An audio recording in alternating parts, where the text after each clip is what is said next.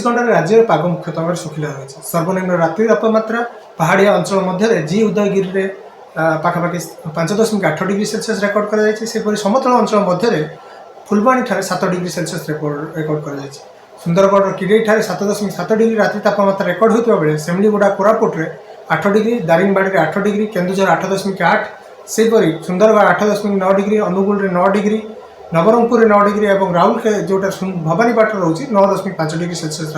Record कर फुलबाड़ी में दृश्यमान दूरता 150 मीटर रही बेले घन कुहुड़ी दृश्यमान होती केतक स्थान हालुका मध्यम धरण कुहुड़ी रोचे। बर्तमान जो देखा वायु चलाचल मुख्यतः भाव पूर्व दिगरू रोथुवार जलीय बाष्पपूर्ण वायु राज्य मध्य को प्रवेश करुच्ची उत्तर उत्तर पश्चिम दिगरू शुष्क ठंडा वायुर प्रवाह दुर्बल होती तेणु रात्रि तापमात्रा गत 24 घंटे अनेक स्थान में वृद्धि पाई बेले आगामी जो रोचे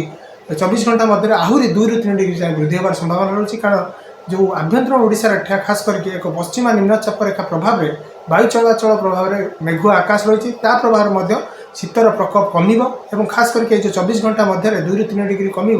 परवर्ती समय तापमात्रा विशेष परिवर्तन होवार संभावना नहीं। भुवनेश्वर आज रात्रि तापमात्रा 14.8 डिग्री सेल्सियस रेकर्ड होता बेले कटक में 14.4 डिग्री सेल्सियस रात्रि तापमात्रा रेकर्ड कर अनुमान कर आगामी जो रोचे 24 घंटा मध्य तापमात्रा आउट सामान्य वृद्धि होगा और राज्य में प्राय शीतर प्रकोप कमिबार संभावना रही ता सहित किसी जिले में बर्तमान घन कुहुड़ी संभावना थी लक्ष्य करके येलो वार्निंग जारी कर जिला गुड़िक गोटे दुटी स्थान में दृश्यमान दूरता 200 मीटर कम रही यातायात समस्या उपजार संभावना थी तेणु मध्यरात्रि और सकाळ समय जो यातायात कर जानवाहन गुड़िक से गुहुड़ी प्रति ध्यान देवाई सूचना जारी कर 24 घंटा राज्य पाग मुख्यतः भाव शुखिला रही सर्वनिम्न रात्रि तापमात्रा पहाड़िया अंचल मध्य जी उदयगिरी में पाखापाखि 5.8 डिग्री सेल्सियस रेकर्ड कर समतल अंचल मध्य फुलबाणी ठारे 7 डिग्री सेल्सियस रेकर्ड कर सुंदरगढ़ किरेई ठारे 7.7 डिग्री रात्रि तापमात्रा रेकर्ड होता बेले सेमलीगुड़ा कोरापुट में 8 डिग्री दारिंगबाड़ी में 8 डिग्री केन्दुझर 8.8 सेपरी सुंदरगढ़ 8.9 डिग्री अनुगुल में 9 डिग्री नवरंगपुर 9 डिग्री और राउल के जोटा भवानीपाट रोचे 9.5 डिग्री सेल्सियस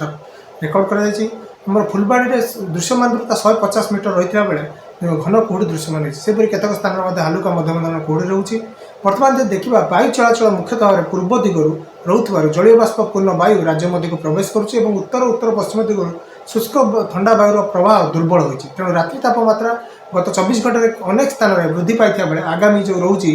24 घंटा मध्य आहरी 2 ରୁ 3 डिग्री जाए वृद्धि होवार संभावना रही कारण जो आभ्यंतर ओडिशा खास करके एक पश्चिमा निम्नचाप रेखा प्रभाव में वायु चलाचल प्रभाव में मेघुआ आकाश रही प्रभाव शीतर प्रकोप कम खास करके जो 24 घंटा मध्य 2 ରୁ 3 डिग्री कम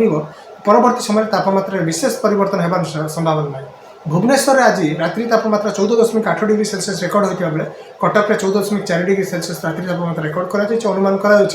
आगामी जो रोचे 24 घंटा मध्य तापमात्रा आउट सामान्य वृद्धि होगा और राज्य में प्राय शीतर प्रकोप कमिबार संभावना रही ता सहित किसी जिले में बर्तमान घन कुहुड़ी संभावना थी लक्ष्य करके येलो वार्निंग जारी कर जिला गुड़िक गोटे दुटी स्थान में दृश्यमान दूरता 200 मीटर कम रही यातायात समस्या उपजार संभावना थी